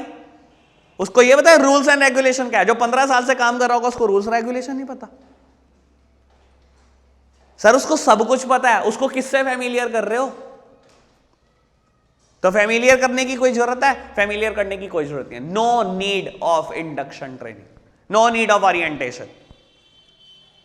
एंड लास्ट वन इज, बेटा नोट्स में गलत हेडिंग लिखी हुई है, ट्रांसफर फैसिलिटी मैंने ठीक कर दी थी नए नोट्स में, optimum utilization of human resources. इसका नाम है optimum utilization of human resources. और ये बेटा ट्रांसफर की एडवांटेज है, समझाता हूं आपको। ये एडवांटेज ट्रांसफर की है। लो 1 मिनट के लिए सामने देखो जरा मेरी तरफ, और ये क्लियर होती है। बेटा अभी ना ऑर्गेनाइजेशन का पहला साल है, ठीक है, आज पहला साल है, आज हमने स्टार्ट किया, हमें पता नहीं था हमें कितने स्टाफ की जरूरत होगी। हमने क्या करा, प्रोडक्शन डिपार्टमेंट में 15 एम्प्लॉय रख लिए और मार्केटिंग के लिए 10 एम्प्लॉयज, ठीक है। अब हुआ क्या बेटा, प्रोडक्शन डिपार्टमेंट में इतना काम हुआ ही नहीं, ठीक है। मुझे रियलाइज हुआ पहले साल के बाद यार गलती हो गई, प्रोडक्शन इतना हो ही नहीं रहा है, इतना डिमांड आ ही नहीं रही है मार्केट में, क्या करें। अब मैंने क्या करा, मैंने सोचा पहले साल ना, चलो पहला साल तो निकल गया, अभी ना हमें मार्केटिंग की ज्यादा जरूरत है। दुनिया को ना ज्यादा बताना है कि हम प्रोडक्ट बना रहे हैं, लेकिन प्रोडक्ट कम बनाने हैं। शुरू में तो यही मेहनत करनी पड़ती है। मैंने कहा यार मुझे 5 लोगों की और जरूरत है मार्केटिंग में, और यहां 5 लोग एक्स्ट्रा काम कर रहे हैं। मुझे यहां जरूरत है 5 लोगों की, और यहां 5 एक्स्ट्रा काम कर रहे हैं। उठाकर इन 5 को यहां पर पोस्ट कर दो, यहां से उड़ा दो 5 लोग। बेटा मैंने क्या करा, अपने ह्यूमन रिसोर्सेस को ऑप्टिमम यूज करा, अच्छे से यूज करा। ये किसकी एडवांटेज है? इंटरनल सोर्सेस की। मैं क्या कर रहा हूं, मैं ट्रांसफर ही तो कर रहा हूं। ट्रांसफर इंटरनल सोर्सेस का ही तो पार्ट है। प्रोडक्शन डिपार्टमेंट में काम कर रहे थे, मैंने कहा ठीक है अब मार्केटिंग में आ जाओ, इतनी डिमांड नहीं है यहां पर। तो बेटा एक एडवांटेज है optimum utilization of human resources, आपके ह्यूमन रिसोर्सेस ऑप्टिमली यूज हो जाते हैं। ठीक है, अब डिसएडवांटेज है बेटा रिक्रूटमेंट की, बताना। Scope for fresh talent is reduced. कहता है अगर आप इंटरनल सोर्सेस के थ्रू जाते हो तो फ्रेश टैलेंट नहीं आ पाता, आएगा भी नहीं। 9-10 का टीचर 15 साल से एसएसटी पढ़ा रहा है, आपने उसको कब पढ़ाना शुरू कर 11-12, तो बेटा फ्रेश टैलेंट लेकर आए, जो आज पास हुआ है उसको लेकर आए, जो यंग ब्लड था उसको लेकर आए, नहीं। तो बेटा फ्रेश टैलेंट नहीं आ पाया। अगर इंटरनल सोर्सेज में आपने प्रमोशन करा तो बाहर से कोई फ्रेश टैलेंट नहीं आ पाएगा, कोई मॉडर्न आइडिया लेकर नहीं आएगा अपने। ठीक है, next heading is employ become lethargic. बेटा ये बड़े काम की बात है। अगर एम्प्लॉय श्योर है ना कि टाइम बाउंड है बस, लेकिन प्रमोशन मेरा ही होना है। देखो एक बात सुनो, आप मिडिल लेवल पे काम कर रहे हो, आप श्योर हो जब भी ये टॉप लेवल का बंदा जाएगा मेरा ही प्रमोशन होना है, बस प्रमोशन क्या टाइम बाउंड है, ये नहीं पता आज हो जाए, कल हो जाए, 6 महीने बाद हो जाए, साल बाद हो जाए, होना लेकिन मेरा ही है। बेटा आप काम करोगे, अब छोड़ प्रमोशन तो मेरा ही होना, फिक्स हूं मैं टॉप लेवल पे। बेटा कोई नहीं काम करके देगा आपको। कभी प्राइवेट बैंक देखे, हालत खराब होती है एम्प्लॉय की, 8-8 बजे तक बैठ रहते हैं, 9-9 बजे तक मार्केटिंग करते हैं जाकर, अकाउंट खुलवा लो सर, करंट अकाउंट खुलवा लो, क्रेडिट कार्ड ले लो सर, फोन कर करके। क्यों? टारगेट है वहां, आपका प्रमोशन टारगेट बेस्ड है, टारगेट पूरे करो ले लो प्रमोशन, दिखाओ ना मेहनत करके। बेटा वहां मेहनत करते हैं लोग, लेकिन अगर यहां पर आप किसी को कह दोगे ना तेरा ही प्रमोशन होगा चाहे खाली बैठ जा, बेटा फिर नहीं करता वो काम। अगर प्रमोशन के लिए वो श्योर है तो बेटा काम नहीं करेगा। एम्प्लॉय बिकम लेथार्जिक, लेथार्जिक मतलब लेजी, काम नहीं करेंगे बिल्कुल भी। तो ऐसी गारंटी मत लो किसी को भी, इंटरनल सोर्सेज के डिसएडवांटेज है ये। एंड लास्ट वन इज, अच्छा अभी ये लास्ट नहीं होगा, एक और होगा, है ना, not suitable for new enterprises. बेटा सुनो, कहता है नई ऑर्गेनाइजेशन के लिए इंटरनल सोर्सेज नहीं बने, तो बने ही नहीं, मैं कैसे कह दूं कि बने हैं? आप खुद सोचो, आज मैं स्कूल बना रहा हूं, किसका प्रमोशन करूं, किसका ट्रांसफर? अभी तो कोई स्टाफ है ही नहीं। नई ऑर्गेनाइजेशन में काम नहीं करते इंटरनल सोर्सेस, सिर्फ पुरानी में काम करते हैं। नई ऑर्गेनाइजेशन के लिए तो एक्सटर्नल सोर्सेस ही हैं। And last one is frequent transfer, ये बड़े काम की बात है। बेटा जब मैं बात करता हूं ना ट्रांसफर की, दो ही बातें करता हूं इंटरनल में, एक प्रमोशन और एक ट्रांसफर। जब मैं बात करता हूं ट्रांसफर की तो इसका सिंपल सा मतलब होता है एक टाइम के बाद ट्रांसफर करना, फ्रीक्वेंट ट्रांसफर नहीं। फ्रीक्वेंट मतलब बहुत जल्दी जल्दी। इससे क्या होगा देखो समझो, आज एम्प्लॉय आया, मैंने कहा ले तू प्रोडक्शन डिपार्टमेंट में काम कर, एम्प्लॉय ने करना शुरू करा काम, 10 दिन हुए, अभी तो वेस्टेज ही कर रहा था, सीखा ही नहीं था ढंग से यूनिट बनाना। जैसे ही सीखने लगा मैंने कहा छोड़ प्रोडक्शन डिपार्टमेंट, आजा कल से अकाउंट्स बनाने सिखाते तुझे। आ गया अकाउंट्स बनाने के लिए, 15 दिन अकाउंट्स बनाने सिखाया, अभी तो डेबिट क्रेडिट ही सीखा था। मैंने कहा चल छोड़ अकाउंट्स, चल मार्केटिंग सिखाते हैं। बेटा अगर आप फ्रीक्वेंट ट्रांसफर सोच रहे हो ना, पता है क्या होगा, एम्प्लॉय प्रोडक्टिविटी खो देगा, उसे कुछ भी काम नहीं आने का, पक्का बोल रहा हूं। दूसरी बात, ऑर्गेनाइजेशन के अभी टाइम खराब कर रहे हो आप, एफर्ट्स खराब कर रहे हो और पैसे खराब कर रहे हो। आप ट्रांसफर कर ही जाओ, सैलरी पे करते रहो उसको, कुछ भी नहीं आएगा उसको, और वो क्या करेगा, सिर्फ वेस्टेज करेगा हर डिपार्टमेंट में और कुछ नहीं करेगा इसके अलावा। जब हम बात करते हैं ट्रांसफर की, बेटा there should be a stability of personnel. ठीक है, एक प्रिंसिपल है फयोल जी का, चैप्टर 2 में आएगा, हेनरी फयोल का, स्टेबिलिटी ऑफ पर्सोनल। एम्प्लॉय को कुछ टाइम एक जॉब पर स्टेबल रखो फिर ट्रांसफर करो। जब हम बात करेंगे ट्रांसफर की तो फ्रीक्वेंट ट्रांसफर से हमारा मतलब नहीं। ठीक है जी, चलो अभी 2 मिनट का ब्रेक लेते हैं, फिर करेंगे स्टार्ट।